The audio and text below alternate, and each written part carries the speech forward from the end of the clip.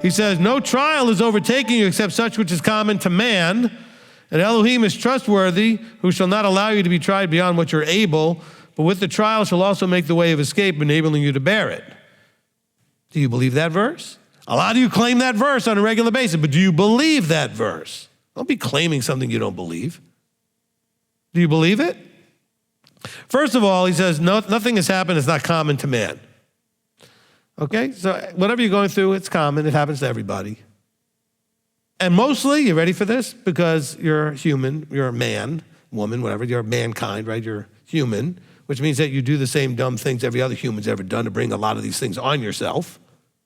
In other words, the root causes are similar. You want what you shouldn't have. And even if you should have it, you want it and you don't have it yet, so you're gonna be all upset about not having it. We crave and don't have. Or we crave things we shouldn't have. That's probably at the root of most things. And they add fear and doubt to the rest of it. Because even the things you should have that you want, that's okay to have, but you're afraid that you're not gonna get it, or you're afraid you're not good enough, you're afraid this, afraid that, doubting this, doubting that.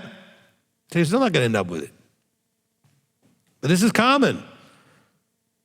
But just understand, Elohim is trustworthy that he won't allow you to be tried beyond what you're able. Now, by the way, it doesn't say here that you would believe that while you're in the middle of it. It's gonna feel like something you're not able sometimes. Sometimes you're in it and you know you can get through it. Sometimes, no, it's a little hit and miss whether or not you're gonna feel like you're gonna get through this thing.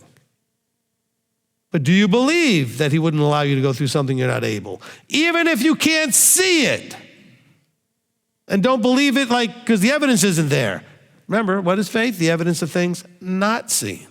You believe something because you know it's true, whether you see it or not, all right? So then, he says he's gonna make a way of escape. Guess what? Two things are possible here. One is, he doesn't make the way of escape until you get to the point where you believe that you're not being tried beyond your means. The second is, he does provide the escape, but you're not gonna see the escape or the way out because you're too busy in fear and doubt and all the other issues. So it could be either one of those two things.